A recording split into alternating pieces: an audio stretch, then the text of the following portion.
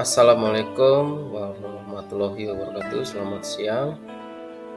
Di sini perkenalkan nama saya Abdulis Oka SAG dari SMP Negeri Kedong, calon guru penggerak angkatan 10 Kabupaten Mempawah. Saya akan membacakan rancangan aksi nyata modul 1.4 diseminasi menyebarkan pemahaman dan penerapan pengalaman budaya positif di sekolah. Rancangan penerapan aksi nyata modul 1.4 dengan judul modul Paradigma Perubahan Disiplin Positif melalui Keyakinan Kelas.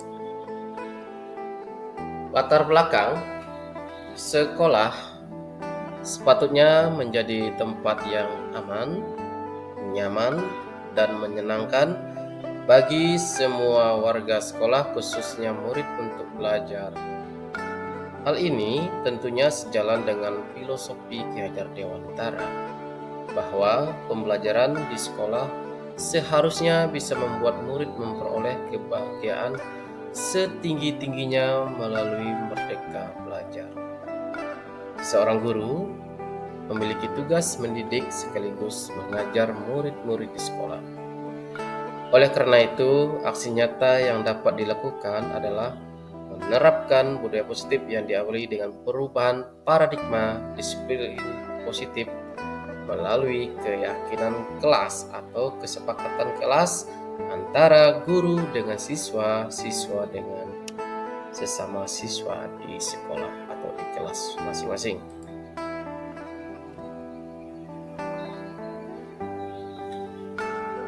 Tujuan aksi nyata ada beberapa tujuannya. Yang pertama, membangun disiplin positif melalui penerapan budaya positif di sekolah. Kedua, menyusun kesepakatan kelas atau keyakinan kelas bersama siswa. Yang ketiga, menumbuhkan motivasi intrinsik atau dalam diri murid untuk disiplin sesuai kesepakatan kelas yang telah dibuat.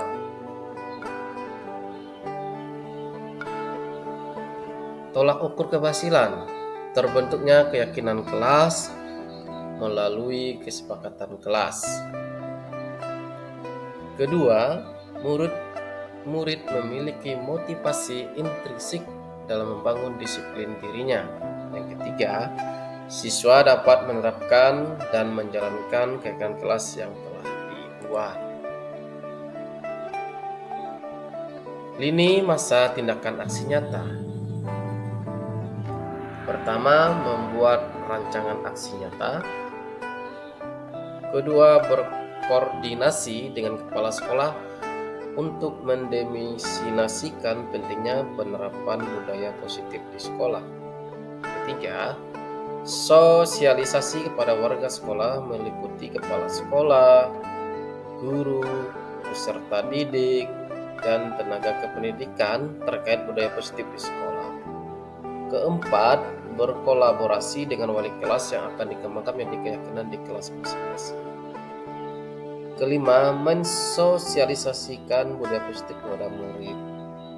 Keenam, wali kelas atau guru menyusun kesepakatan atau keyakinan kelas dan konsekuensi logis bersama-sama murid dan guru. Selanjutnya, wali kelas atau guru bersama murid menandatangani kontrak kesepakatan dan disepakatkan ke wali murid. Melakukan survei kepada murid dalam mencapai kelas impian. Lalu evaluasi dan refleksi mungkin dari rekan guru ataupun dari siswa mengenai penerapan disiplin budaya positif di sekolah.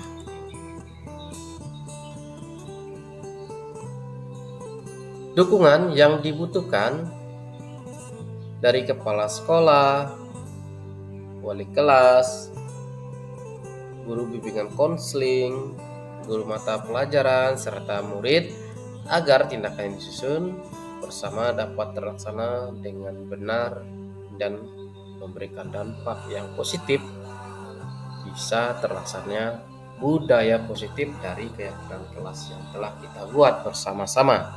Selanjutnya, sarana prasarana untuk menyiapkan ruangan proyektor. Ini sangat mendukung dan menunjang sekali. Baik, nanti saya akan menampilkan video diseminasi penerapan budaya positif melalui keyakinan kelas atau kesempatan kelas dari video bersama dengan kepala sekolah dan rekan-rekan guru. Selanjutnya akan ada juga tanggapan positif dari rekan guru, dan video selanjutnya ada kegiatan diseminasi atau membuat kesepakatan kelas bersama murid, diakhiri dengan video atau tanggapan dari murid mengenai hasil dari kesepakatan kelas, dan yang terakhir adanya video survei dari saya sendiri tentang penerapan disiplin atau keyakinan kelas yang telah dibuat. Nanti akan ditampilkan lebih jelas dalam video selanjutnya. Terima kasih, selamat menonton video yang akan disajikan. Salam sehat. Di sini saya sebagai calon guru penggerak angkatan 10 mewakili SMP Negeri 1 Segedong dari Kabupaten Lombok.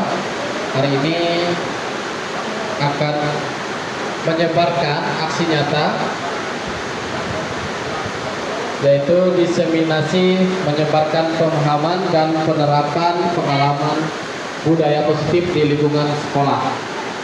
Jadi budaya positif ini merupakan bukan hal yang baru bagi kita. Ini sudah ada sejak lama di sekolah kita, mungkin di sekolah yang lain juga. Namun hari ini hanya penegasan kembali, mengingatkan kita kembali, kemungkinan kita ada kelupaan atau kealpaan dalam menerapkan budaya positif di sekolah selama kita mengajar di lingkungan sekolah. Baik, budaya positif sekolah merupakan perwujudan dari nilai-nilai atau keyakinan universal yang diterapkan di sekolah. Tadi nilai-nilai yang menyeluruh di lingkungan sekolah kita. Budaya positif dapat mendorong murid untuk mampu berpikir, bertindak, dan menciptakan sebuah proses memerdekakan dirinya sehingga murid mampu mandiri dan bertanggung jawab di lingkungan sekolahnya. Konsep inti budaya positif terdiri dari beberapa bagian, ada 7 di sini ya. Nanti akan kita kulik satu persatu ya. Yang pertama, perubahan paradigma belajar. Disiplin positif, ya disiplin positif ini akan kita kulik lebih mendalam. Kebutuhan dasar manusia, motivasi perilaku manusia, posisi kontrol guru, keyakinan kelas, dan segitiga restitusi. Baik, yang pertama kita mengenai pembelajaran dengan paradigma baru. Di beberapa tahun yang lalu kita masih paradigma pembelajaran yaitu K13 ya, K13, dan sudah berlangsung 2 tahun di sekolah kita. Paradigma baru yaitu Merdeka Belajar, kurikulum terbaru yang dicanangkan oleh Mas Menteri Nadiem Makarim. Jadi pembelajaran dengan paradigma baru ini merupakan program dirancang berdasarkan prinsip pembelajaran berdiferensiasi, yaitu pelajaran yang memberikan keluasaan dalam penyusunan mungkin modul ajar atau RPP atau perangkat pembelajaran itu berpusat pada menumbuhkan minat, bakat, dan potensi murid kita. Memang agak sulit tentu dalam penerapannya Bapak Ibu, penerapan di kelas kita menyusun pembelajaran berdiferensiasi ya, karena ini barang baru ya, jadi perlu pemahaman lebih luas untuk kita bahas lagi. Jadi pelajaran berdiferensiasi ini fokusnya adalah bagaimana kita menampilkan profil pelajar Pancasila. Itu kan ada berapa nih? 1, 2, 3, 4, 5. Ada 5 nilai atau profil pelajar Pancasila. Yaitu beriman, kebinekaan, bergotong royong, kreatif, bernalar kritis, dan mandiri. Ini yang memang harus kita lakukan di dalam pembelajaran di kelas. Bagaimana kita merancang pembelajaran yang bisa membuat peserta didik bisa bergotong royong ketika mengerjakan suatu proyek atau produk dari gurunya atau tugas, mandiri, bisa mengerjakan tugas secara mandiri namun tepat waktu, dan pastinya ketika mandiri benar kritis ya. Jadi wawasannya terbuka, bagaimana mereka mencari sumber-sumber pembelajaran yang bisa membuat mereka berpikiran kritis dan juga kreatif.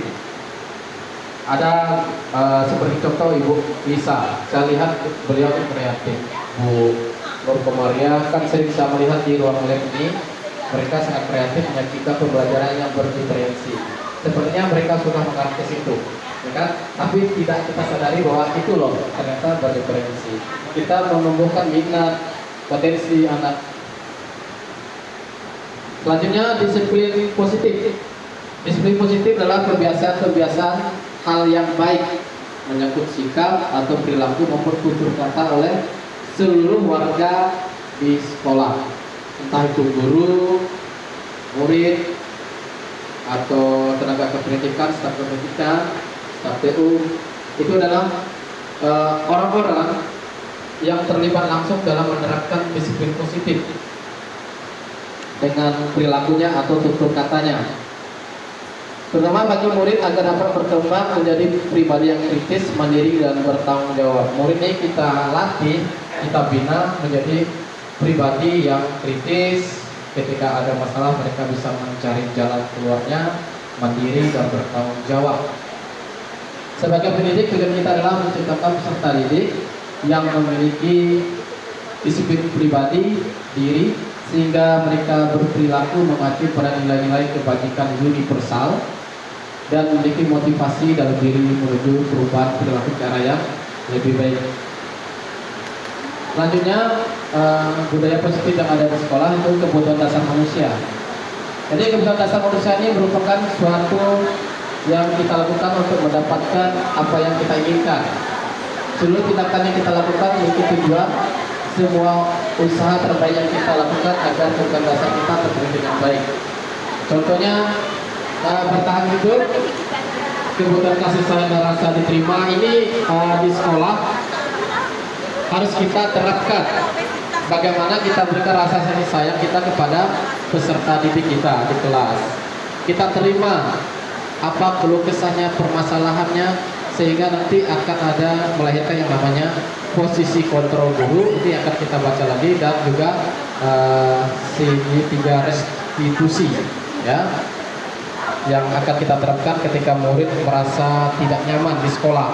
Lalu penguasaan harga diri, keinginan untuk dianggap memimpin, berprestasi, diakui dan didengar. Nah, di sini letaknya adalah bagaimana seorang siswa kita berikan reward di sini ya, pengakuan atas prestasi yang mereka miliki, penghargaan. Mungkin bisa berupa pujian, berupa hadiah nyata seperti buku, pulpen, atau tas, sepatu, atau berupa piala, piagam. Itu penghargaan kepada siswa. Lalu kebebasan, mandiri, memiliki pilihan mencoba hal baru dan mampu mengendalikan arah dirinya. Jadi siswa ini kita berikan kebebasan bagaimana mereka memunculkan ide-ide motivasi mereka dalam hal pembelajaran. Seperti kegiatan P5, ya kan? Siswa diminta untuk mandiri, mencoba hal-hal baru seperti yang diajarkan oleh Bu Lisa, Bapak teman Bu Farida kemarin membuat sulaman, ya kan Bu? Nah, mereka diberikan kebebasan untuk mengeluarkan potensi yang ada dalam diri mereka yang tersembunyi. Seperti yang saya lakukan kemarin P5 di kolam ikan, ya kan? Ternyata mereka bisa merawat ikan sampai bisa berhasil, ya kan?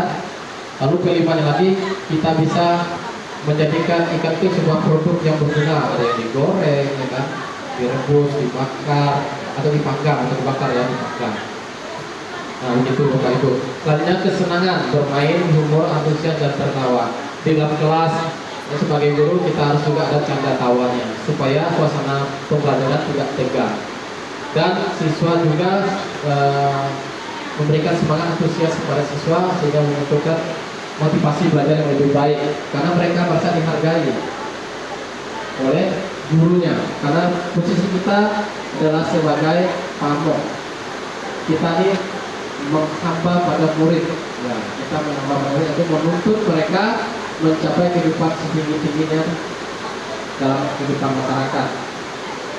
Dan yang kebutuhan dasar manusia ini seringkali kita lakukan ya ketika kita mengalami atau menghadapi masalah siswa di kelas atau di sekolah.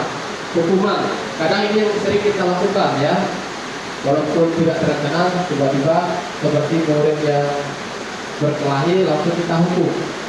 Kita langsung hukum apa kita menanya dulu ya, memvalidasi akar masalahnya seperti apa atau mencari kebenarannya dulu, tapi kita langsung menghukum. Kadang seperti itu namanya spontanitas dari kita. Lalu konsekuensi ya, ini terencana seperti kita panggil murid ya, kita panggil murid lalu kita berikan konsekuensi atau sebuah hukuman yang disepakati sesuai aturan yang kita buat. Nanti aturan ini kan berkaitan langsung dengan kesepakatan kelas atau keyakinan kelas. Ini antara siswa dan guru yang membuatnya. Ya. Lalu restitusi, proses menciptakan kondisi bagi murid untuk memperbaiki kesalahan, proses kolaborasi yang mengajarkan murid untuk mencari solusi sendiri. Jadi kemarin saya membuat sebuah drama ya, menerapkan restitusi ini. Dramanya kasusnya siswa mengganggu temannya saat belajar. Jadi pertama saya lakukan adalah saya mencari akar masalah dulu. Kenapa si anak ini mengganggu temannya? Itu namanya validasi masalah. Lalu setelah itu ketemu akar masalahnya, saya melakukan identitas masalah. Jadi masalah adalah solusi, lebih ke mediasi antara siswa yang bermasalah dengan si korbannya atau temannya yang diganggunya. Lalu setelah itu barulah mediasi, ya. Mediasi yang terakhir restitusi. Jadi ini adalah bagaimana pemahaman kepada siswa, tanggung jawab ketika dia melakukan kesalahan, ya, bagaimana cara keluarnya. Mungkin kita makanya seperti ini. Apakah kamu nanti kedepannya bisa lebih baik, atau apakah kamu bisa meminta maaf kepada temanmu? Nanti ada pertanyaan-pertanyaan yang kita ajukan kepada siswa tersebut. Jadi kita jangan ujung-ujung langsung memberikan hukuman, ya. Nanti akan menimbulkan psikis dan rasa dendam ya di hati siswa, karena memang ada satu orang siswa kan dulu dendam dengan guru ya, dengan Pak Guru pernah dendam siswa karena Pak Guru melemparinya dengan penghapus ya. Tapi sebenarnya kan kita tanya dulu, mungkin kondisi waktu itu Pak Guru dari keadaan tidak stabil ya. Lanjut, posisi kontrol guru, penghukum. Yang pertama penghukum, pembuat merasa bersalah, teman, pemantau, dan manajer. Jadi di sekolah tuh posisi kita tuh lebih ke manajer ya, lebih ke sini posisi di sekolah. Ini boleh juga, tapi nanti akan menjadi kebiasaan bagi siswa kita, ya. Mereka tidak ada rasa hormat ya kepada kita karena mereka kita sebagai teman, ya kan? Mereka mau bercanda gurau dan spontan kepada kita akan dilakukannya. Tapi kalau kita sebagai manajer, di sini kita membimbing mereka ke arah yang lebih baik, berarti untuk membumikan disiplin positif di kelas, sebenarnya kan seperti itu, atau keyakinan kelas yang telah kita sepakati antara guru dan siswa dengan siswa. Nanti akan saya minta Bapak Ibu membuat disiplin atau keyakinan kelas ya, kalau kelas kita masing-masing. Jadi ini kasusnya, kita ambil contoh kasus menghukum. Nah, Biasanya yang kita lakukan sebagai guru, mungkin guru BK, wali kelas, ya kan, atau guru yang mengajar langsung di kelas waktu saat itu murid bermasalah, kita menggunakan nada suara yang tinggi dan kadang-kadang memang kita melakukan hal tersebut tanpa disadari, ya, mata kita melotot, sehingga nanti membuat psikis kejiwaan siswa terganggu. Karena apa? Karena di zaman sekarang siswa itu lebih diperhatikan kesejahteraan, baik fisiknya, kejiwaannya, potensinya harus kita perhatikan. Itu yang namanya kan kemarin istilah dalam guru penggerak tersebut, guru itu menghamba kepada murid. Kita tuh menghamba kepada murid. Berarti posisi murid itu sangat spesial di mata kita, gitu kan? Supaya apa? Supaya mengarahkan mereka menjadi pribadi ke depannya dewasa nanti jadi orang-orang yang berkarakter yang kuat, ya, sesuai dengan profil pelajar Pancasila di tengah-tengah masyarakat nanti. Contohnya kan kalimatnya terlambat lagi, pasti terlambat lagi, selalu datang terlambat, kapan bisa datang tepat waktu. Ini kalimat yang sering kita ucapkan kepada siswa. Bagaimana perasaan murid bila guru berbicara seperti itu pada saat muridnya datang terlambat? Hasilnya kan kemungkinan murid marah dan dendam atau bersifat agresif. Dan memang kenyataannya seperti itu yang pernah kita alami, ya. Mungkin Bu Maisaro, ya kan, sering mengalaminya ketika memanggil siswa di ruang BK atau Pak Lepi, atau saya juga sering, ya, lepas kontrol. Makanya inilah posisi kontrol kita, ya kan. Selanjutnya saya ambil contoh dari manajer, ya. Manajer ini kita misalnya nada suara tulus, bahasa tubuh tidak kaku, kita lebih menekankan kepada murid. Contohnya kan seperti ini. Nah, pas namanya Pak Adi, gurunya Adi, ya. Adi, apakah kamu mengetahui jam berapa sekolah dimulai? Tahu Pak, jam 7. Ya, jadi kamu terlambat, kira-kira bagaimana kamu perbaiki masalah ini? Jadi kita nanya ke siswa, bagaimana cara dia memperbaiki kesalahannya, bukan langsung ujuk-ujuk kita, D, ambil penyapu, D, ambil pel, D, ambil tong sampah. Seperti itu sering kita lakukan. Memang itu sebagai bentuk kita menguatkan karakter siswa akan tanggung jawab. Cuma posisinya kita sekarang ini memang kalau bisa jangan menghukum siswa. Kalau dari pendidikan guru penggerak, ya, yang kami dapatkan, kita lebih ke posisi manajer, ya. Lalu selanjutnya saya bisa menanyakan teman saya Pak untuk mengerjakan tugas yang tertinggal, katanya. Alasannya seperti itu, guru baik itu bisa dilakukan. Apakah besok akan ada masalah untuk kamu agar bisa hadir tepat waktu? Bisa kita menanyakan, ya, ke sanggupan siswa, apakah dia bisa hadir tepat waktu di kelasnya atau di kelas, ya. Jadi ini berkaitan langsung nanti keyakinan kelas, karena dalam keyakinan kelas ada beberapa aturan yang disepakati bersama. Tadi saya lihat di kelas di kelas 9C, saya tanya siswa, siapa yang nempel ini keyakinan kelas disiplin positif?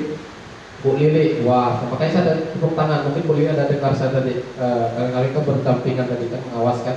Saya ajukan jempol Bu Lili di depan anak-anaknya, ya. Jadi saya lihat, wah, Bu Lili lebih maju selangkah dari yang katanya lagi mengikuti pendidikan CGP. Saya kalau tidak mengikuti ini, tidak tahu apa arti disiplin positif, bagaimana posisi kontrol kita menghadapi masalah murid, seperti apa sih segitiga restitusi, ya kan? Dulu saya pernah dengar sedikit lah dari Bu Ade, Pak Levi, ya kan, bila cerita. Nah, setelah mengikuti JGP sampai modul 1.4, barulah saya mengerti, oh ini seperti ini posisi guru ketika menghadapi murid di sekolah yang ada masalah, sehingga kita bisa menerapkan budaya positif, disiplin positif, dan kesepakatan kelas atau keyakinan kelas bagi siswa-siswi kita. Modul ini juga sangat bermanfaat bagi guru BK, guru BK lebih pas ya ketika menghadapi murid itu bisa menjadikan bahan di sini. Selanjutnya contoh lain penerapan 5 posisi kontrol guru, penghukum, pembuat merasa bersalah. Nah, ini kadang pertanyaan kita yang membuat merasa bersalah, kita melontarkan kalimat, kamu deh gimana Rukmi?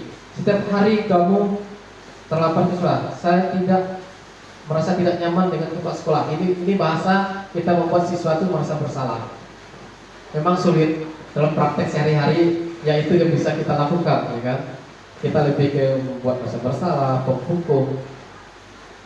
Lalu ada juga kita sebagai teman, kan? Ini kalimatnya, ayo dong kamu kerjakan tugasnya nanti. Kalau sudah selesai kita main games. Ini kadang sering saya lakukan juga sih. Kadang kan tugasnya ya, kalau selesai boleh ke kantin, kalau yang haus boleh minum. Saya seperti itu ya, karena saya melihat siswa itu seperti kurang semangat, mungkin kehausan, kelaparan, kan? Nah, ini yang saya lakukan kadang-kadang ini. Pemantau, kamu sudah melakukan kesalahan dan sudah mengetahui konsekuensinya. Sekarang selesaikan dan segera kumpulkan. Kita memantau siswa, apakah dia melaksanakan konsekuensinya dari kesalahan yang dia buat atau tidak. Kita hanya memantau, tidak ada tindak lanjut. Tapi adalah yang terakhir adalah sebagai manajer. Apakah kamu tahu kesalahanmu? Nah, ini kita membimbing siswa bagaimana dia bisa merubah karakternya yang kurang baik menuju ke arah yang baik dengan rasa tanggung jawab yang tinggi untuk melaksanakan konsekuensi dari kesalahan yang dia lakukan. Begitu kira-kira. Kita lewat ini.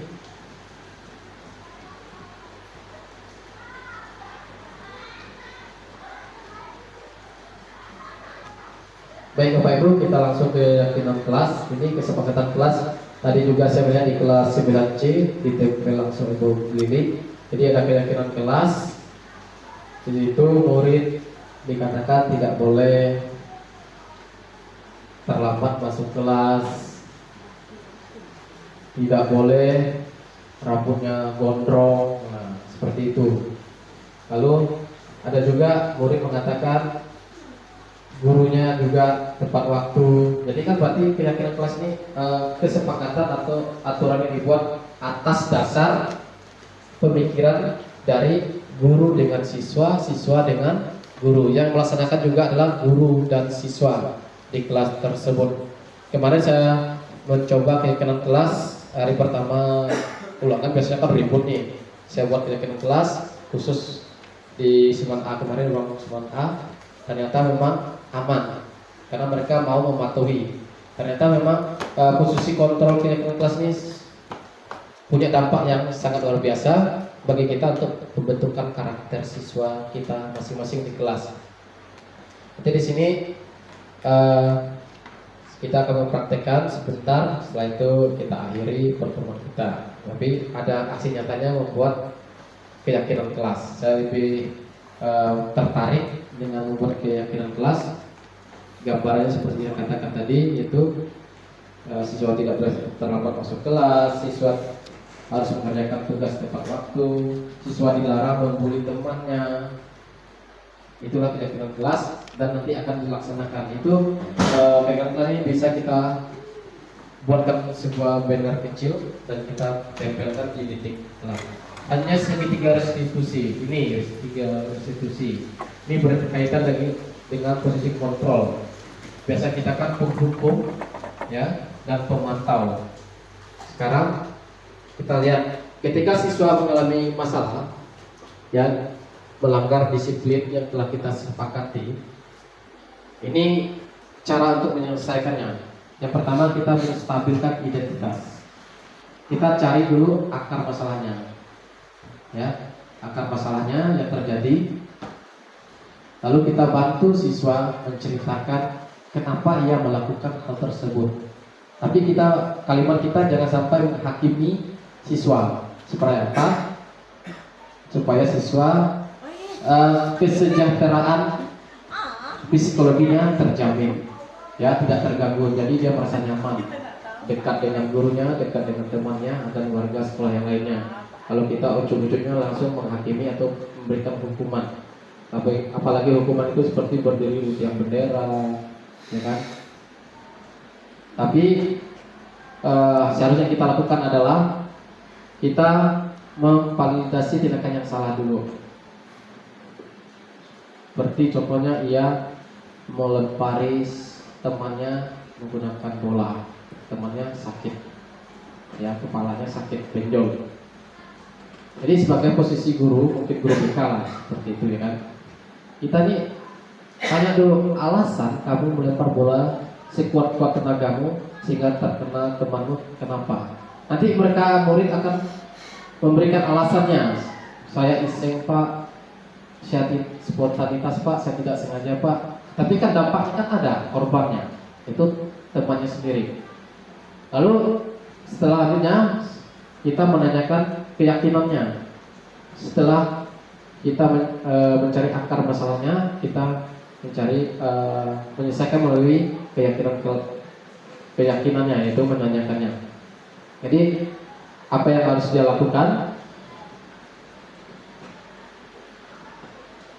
konsekuensi yang harus dia lakukan berdasarkan nilai-nilai yang telah disepakati. Mungkin dalam setiap mata pelajaran gurunya seharusnya memang membuat keyakinan kelas masing-masing.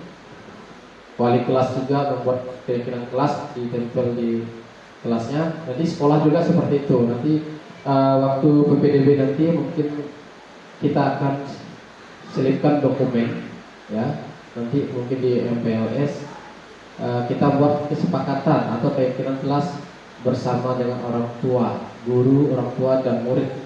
Nanti mungkin ada rapat dengan orang tua. Disitulah nanti kita akan menyusun rencana seperti itu, dan nanti kita akan buatkan bannernya. Itu berlaku untuk seluruh warga sekolah. Nanti guru juga bisa membuat keyakinan kelas per mata pelajaran. Jadi di mata pelajaran namanya mata pelajaran IPA. Siswa yang hadir di ruang lab tepat waktu, tidak mengganggu sarana dan prasarana di ruang lab, menjaga kebersihan ruang lab. Seperti itu yang dilakukan. Nah, nanti mungkin keyakinan kelas beda lagi. Siswa bertanggung jawab membersihkan kelasnya sesuai dengan jadwal piket. Kita tulis nih, siswa tidak boleh ribut ketika guru menjelaskan pembelajaran.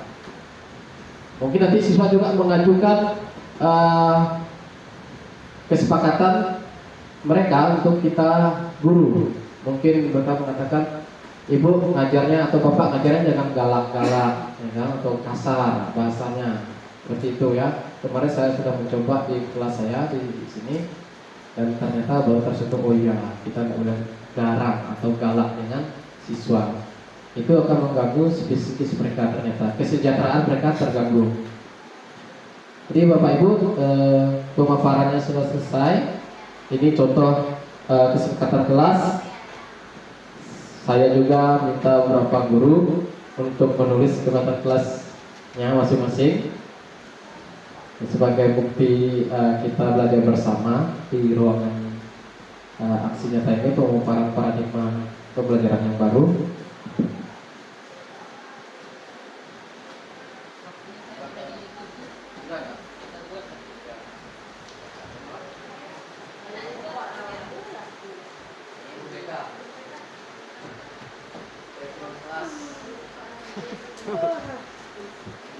Wah, jangan dong. Video orang-orang nggak tahu di video. Iya saya cek ini bukan. Asli. Ini tak bisa dimatikan nih, standby dari awal tadi. Keyakinan kelas. Oh, coba itu cover-cover. Jadi Bapak Ibu bisa lihat contoh ini, kesepakatan kelas atau keyakinan kelas nanti akan menjadi aturan baku yang kita lakukan, kita laksanakan di kelas masing-masing atau di mata pelajaran kita masing-masing. Guru bisa untuk mengontrol suasana dalam pembelajaran. Itu sangat baik ya, dilakukan oleh guru. Mungkin ketika kita tidak masuk kelas, jika guru tidak masuk, siswa tetap melaksanakan tugasnya dan dikumpulkan. Kita tulis nih. Nanti ketika kita sakit, ya kan? Atau ada sesuatu hal yang tidak bisa buat kita hadir di kelas. Jadi siswa baca, pas kita berikan tugas titip dengan guru piket, mereka akan melihat, oh ya, kita ada aturan kelas harus menyelesaikan tugas tersebut dan dikumpulkan. Tanpa harus hadir sosok kita langsung di ruang kelas tersebut. Mereka sudah terpanggil hatinya karena sudah tertanam karakter yang kuat bagi siswa tersebut.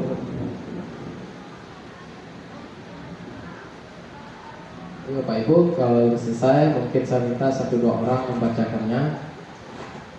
Setelah itu kita lanjut dengan tanya jawab. 1 pertanyaan saja lah ya, karena kita mau melihat kondisi waktu. Kasihan ada beberapa rekan-rekan yang sudah ngantuk. Bu Rukmi, masih semangat Bu Rukmi? Semangat. Oh ya Bu Rukmi ya, nggak bisa akhirnya tidur siang lebih lama.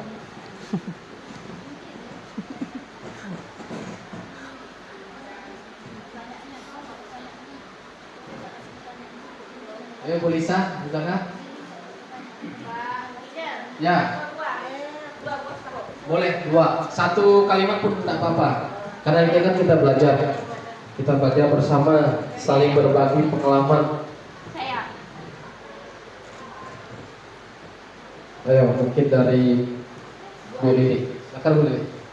Siswa memiliki cara berpakaian dengan mudah. Boleh nggak? Boleh. Siswa memiliki disiplin berpakaian. Jadi pakaiannya itu atributnya lengkap, ya kan? Ada dasi, ada baju dimasukkan. Terus siapa lagi? Dari Bu ini kah? Bu Maisaro kah? Apa? Kira-kira menurut keyakinan kelas? Biasanya guru BK harus punya nih. Kita belajar bersama ya Bu ya. Saling menyapa ya. Ya. Itu kesepakatan kelasnya. Saling menyapa. Jadi siswa itu tidak tertutup. Ya. Jadi akhirnya muncullah suasana keakraban yang kuat di antara anggota kelas dengan guru yang hadir di kelasnya masing-masing. Itu bagus karena kalau tidak kita ciptakan suasana kelas yang nyaman, siapa lagi ya kan? Karena guru adalah pamong, mentor, penuntun dan pembina siswa menuju ke arah disiplin atau budaya positif yang bisa kita laksanakan di sekolah. Baik Bapak Ibu, kita sudah mendengar beberapa penyampaian contoh disiplin positif di kelas atau kegiatan kelas. Baik, saya hanya memberikan 1 pertanyaan. Semoga saya bisa menjawab. Setelah itu kita tutup kegiatan ini. Silakan siapa, Bapak Ibu?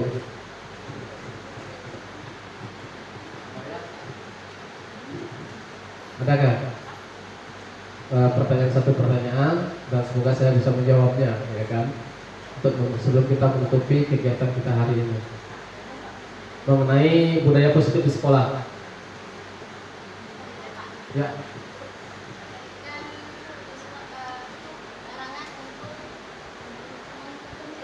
Ya.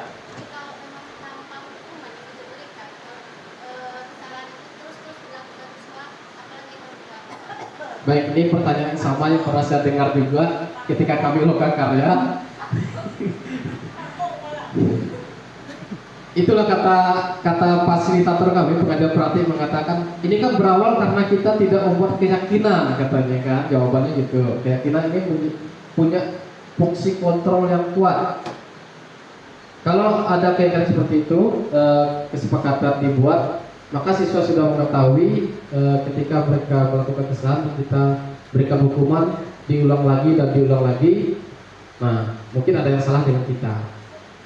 Atau juga ada yang salah dengan budaya siswa tersebut di rumah. Nah, caranya ya agak susah ya. Harusnya kita tidak boleh menghukum, tapi untuk supaya siswa tersebut bertanggung jawab atas kesalahannya, kan mau nggak mau kita hukumnya. Tapi kenyataan dalam kehidupan sehari-hari di sekolah seharusnya kita sebagai manajer, setidak-tidaknya teman lah, paling rendahnya posisi kita. Tapi jangan memantau, kalau memantau lihat dari jauh. Kan ujungnya kita cuek, ya kan? setidaknya sebagai teman atau manajer yang lebih baik. Cuma kadang kalau ada siswa yang ngeyel, yang keras wataknya, memang susah. Siapapun belum bisa menemukan jawabannya bagaimana cara membuat siswa tersebut mau berubah, tidak melakukan kesalahan berulang-ulang kali. Begitu kira-kira Ibu. Dan itu memang tugas berat kita ya. Semoga kita menemukan siswa ketika bermasalah mau bertanggung jawab. Itu aja doa kita. Memang ada sih siswa kita yang memang keras kepalanya luar biasa. Ya, beberapa kasus seperti Maulana yang lalu ya kan, serba salah kita ya kan, sudah pergi ke rumahnya dirayu-rayu sampai saya bawa ke salon lah. Habis ke salon saya buat ngopi lagi di warung bilang haus kan. Saking saya posisi saya sebagai ya menghamba pada siswa ya kan, menghamba pada siswa sebagai teman bagi siswa tersebut. Tapi masih tidak juga sambil ngopi kan kita ngasih nasihat-nasihat kan, besok masuk rajin kerjakan tugas, bising bapak nih dipanggil-panggil guru yang lain gitu kan. Kita ngomong seperti itu, tapi memang karena wataknya, motivasi dia tidak ada ya seperti itulah contohnya Pak Ibu. Demikian jawaban dari saya, bisa diterima. Baik, terima kasih Bapak Ibu. Akhirnya pertemuan kita selesai ya. Mohon maaf agak sedikit lama pemaparannya. Saya juga mengucapkan terima kasih atas kolaborasi yang baik dari rekan-rekan guru, dan kegiatan ini semoga bermanfaat bagi kita bagaimana kita membumikan budaya positif di sekolah, dan semoga di awal ajaran baru nanti kita masing-masing guru membuat kesepakatan kelas kita masing-masing supaya ada posisi kontrol kita kepada murid-murid kita agar mereka menjadi siswa yang berkarakter pelajar Pancasila. Demikian, terima kasih, selamat siang. Oke, baik. Hari ini Bapak Fidelis sudah melakukan kegiatan pemaparan tentang materi budaya positif, dan kami merasa sangat impresif, antusias mendengarkan pemaparan beliau, terutama tentang bagaimana fungsi dan manfaat dari melakukan kegiatan tindakan kesepakatan kelas, sehingga bisa meningkatkan kedisiplinan dan kesadaran siswa untuk menaati peraturan yang dibuat bersama. Selain itu juga mengubah mindset guru melalui program yang namanya segitiga restitusi. Jadi dalam penanganan kasus, apabila ada siswa yang bermasalah, itu kita tidak langsung menghakimi, menghukum, tapi kita melakukan prosedur untuk melakukan pendekatan kepada siswa agar dia secara sadar menyadari kesalahannya dengan kemauannya sendiri, sehingga ada niat untuk merubahnya tanpa ada tekanan dari pihak sekolah. Terima kasih. Sama-sama. Baik, selamat pagi semuanya. Gimana kabarnya? Baik. Ya, sehat ya. Sarapan udah?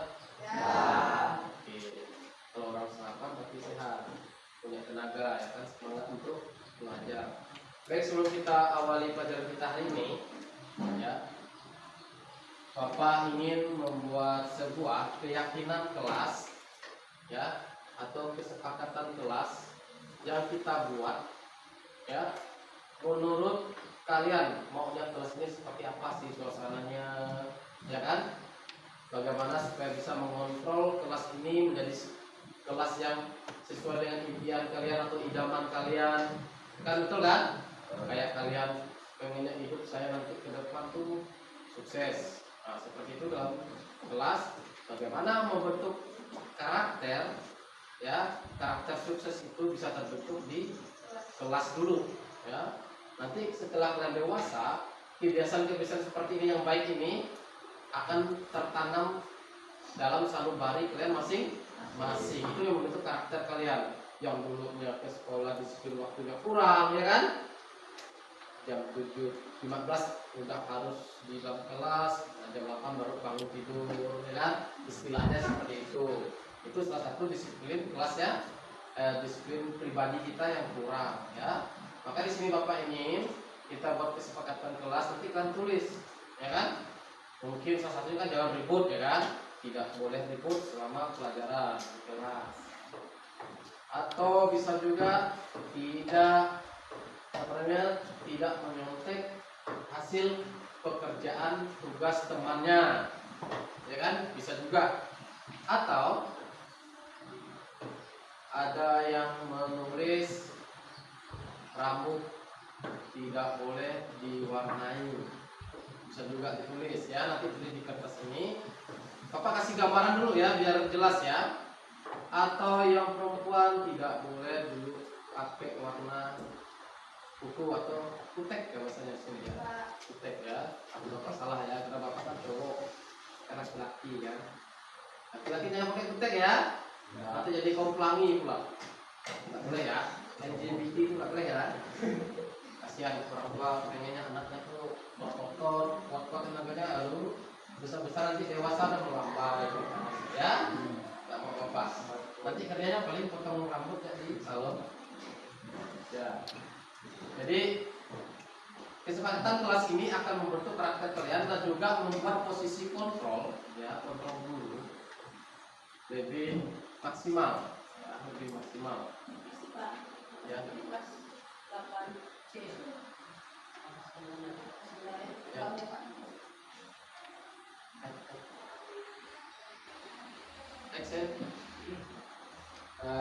Tadi sampai di mana tadi? Penjelasan Bapak tentang contoh-contoh keyakinan kelas ya. Benar-benar baik. Kita lanjut. Jadi keyakinan kelas ini sangat berguna bagi keteraturan suasana belajar di kelas masing-masing ya. Keyakinan kelas ini merupakan tugas dari guru secara pribadi per mata pelajaran atau juga bisa dari wali kelas kalian yang mengajar dan membuat kesepakatan kelas atau keyakinan kelas di masing-masing kelasnya, ya kan? Untuk hari ini Bapak khusus di mata pelajaran Bapak, ya kan? Jadi dalam pelajaran Bapak siswa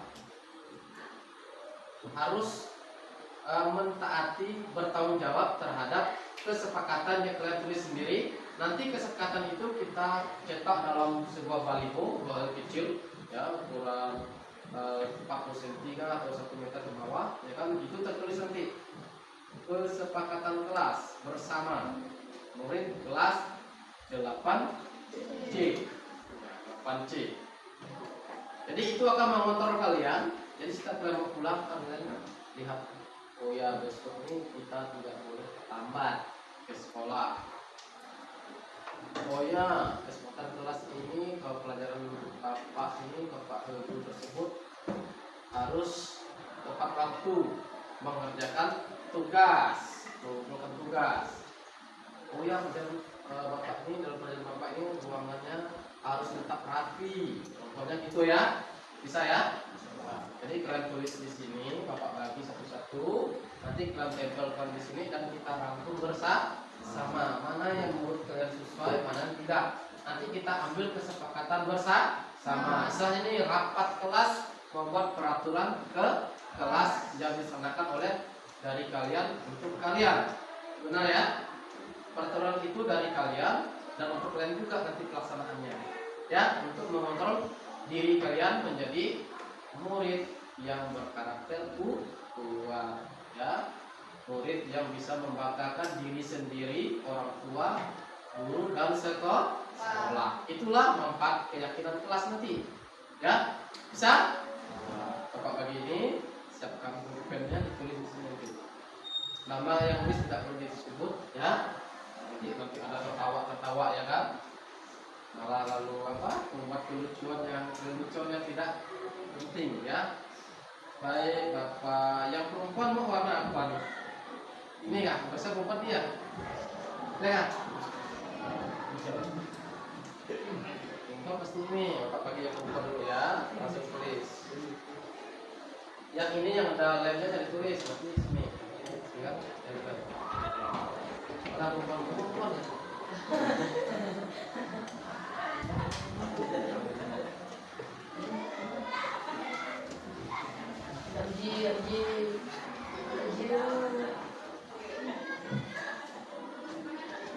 Tulis ya. Boleh tulis minimal 2 ya. 2 keyakinan kelas menurut kalian. Laki-laki yang ini ya. Yang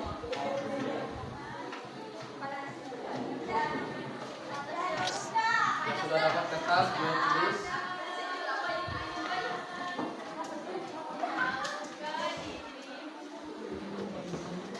Sebagai contoh di papan tulis sudah ada.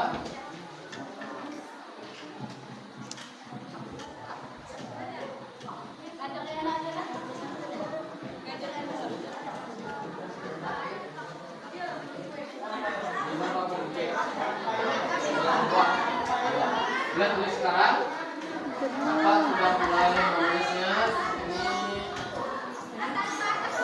kesepakatan kelas 8 D.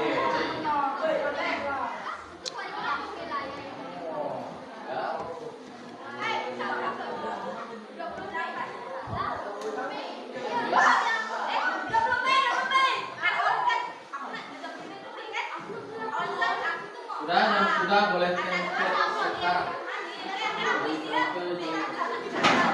Nah, boleh. Kakak boleh tempel sekarang.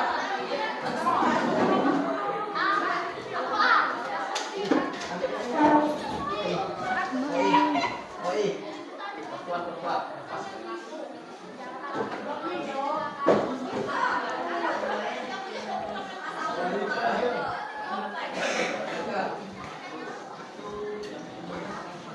Aku salah. Kamu ini gimana mau nampak? Tulis lagi. Ini kertas ini. Ini. Deh.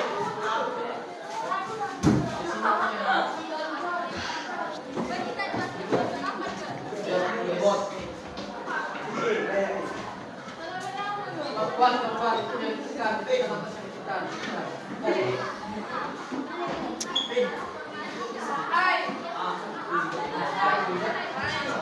Keyakinan pula.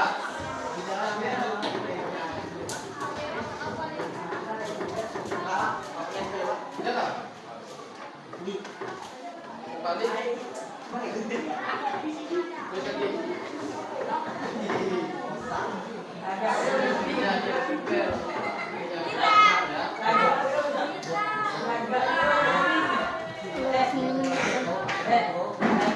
Udah ya, keyakinan kelas.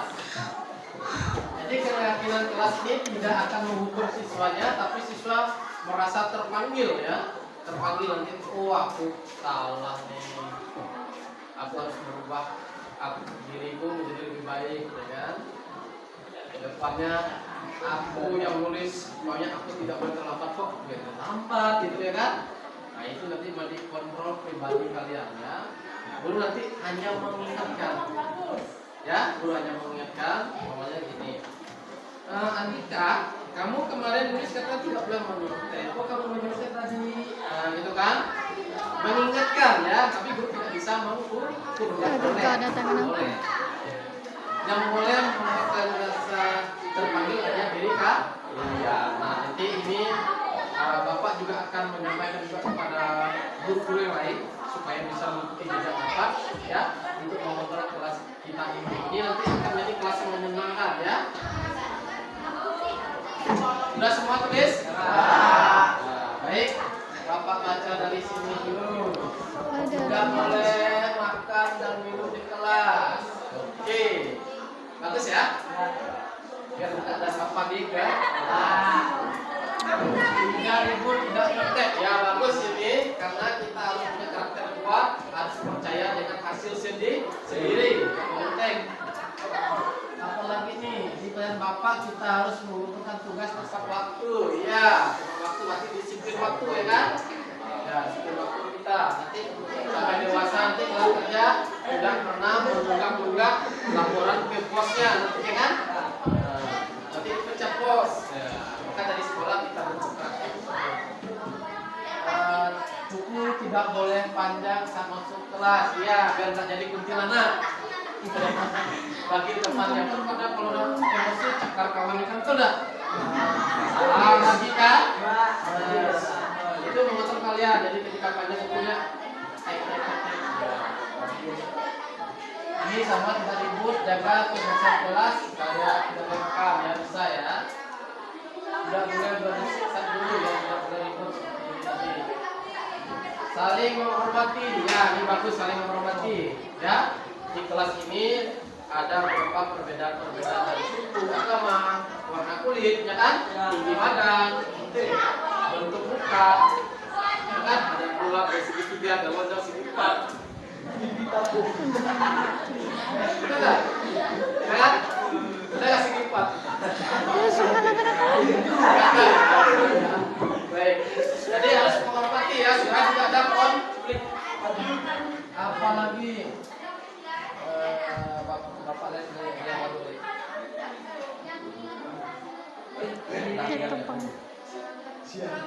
Pakaian harus rapi, ya harus rapi. Guru bisa mengeluarkan ini bebas dulu ya, pilihan dulu ya. Kalau ini dibelah, boleh dikeluarkan. Tapi mau dimasukkan pun boleh. Ya, tergantung gurunya. Tapi siswa wajib. Belum boleh dibelah sekolah dulu sampai kuliah. Ya, ya. Nanti kalau udah kuliah pasti belah juga gininya. Ya. Ya, dulu lah yang salah. Baik, ya. Jadi Papa lihat semuanya bagus dan baik. Nanti kita rangkum, kita jadikan satu kesatuan. Kita cetak kayak gini, kan? Seperti ini ya, keyakinan kelas apa? Hasil kesepakatan murid dan murid, ya kan? Gitu ya? Murid dan murid. Kalian nih, Bapak hanya mau mengambil hasil dari apa yang kalian tulis, ya kan? Bapak ketik ulang, Bapak cetak, ya.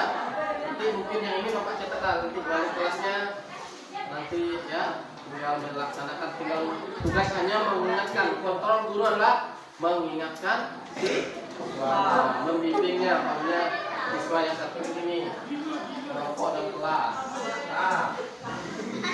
Nah, bagaimana nanti guru tidak bisa menghukum dia? Kalau zaman Bapak dulu kan, yang merokok harus beli rokok untuk guru-guru yang merokok. Kebanyakan itu kan satu bungkus, kan bagus ya kan, dompet kan? Atau merokok sekaligus 5 batang bisa hari itu juga. Sekarang nggak boleh, karena kalau orang yang nggak kuat bisa atau jantungnya penuh, asap di paru-parunya, jantungnya juga masuk ke paru-paru dan muntah. Nah, Bapak tidak mau seperti itu, karena keyakinan kelas ini akan membentuk kalian menjadi siswa yang berguna lah nanti ke depannya untuk hidup kalian ya. Yang dulunya ugal-ugalan, pengen jadi tentara, jadi polisi, jadi tentara, bisa kalau tentara orang yang jadi tentara ugal-ugalan hidupnya. Gak bisa kan? Tidak tepat waktu. Jadi tentara harus siap-siaga matanya, telinganya, ya kan? Dengan namanya senjata dari musuh, kan? Jangan telinganya kulit, matanya masih langsung sigap, ambil senjata, tembak. Mau tembak atas pun apa? Yang penting kan ada peringatan untuk musuh juga, oh ada perlawanan, ya kan? Tapi kalau tentaranya budek, bangun tidur susah, tentara datang, bangun tuh tembak, ya? Atau mau jadi guru, gurunya kesiangan, siswa disuruh masuk jam 7.15, ini datang jam 8.15, ya kan? Nah, makanya keyakinan kelas ini akan membentuk karakter yang sangat baik untuk kedepannya bagi kalian. Setuju ya? Ini ya? Baik, nanti Bapak rangkum, Bapak ketik di sini, cetak dalam bentuk balik kecil, ya. Nanti setiap hari menjadi pengingat bagi warga di kelas ini. Baik, demikian keyakinan kelas ini kita bahas bersama atas kesepakatan bersama, keyakinan bersama, dan dilaksanakan untuk menciptakan suasana kelas yang nyaman, aman, dan tentram bagi kalian semua. Baik, terima kasih. Demikian pembuatan atau penyusunan keyakinan kelas kita. Terima kasih atas kerjasamanya yang baik dari kalian semua.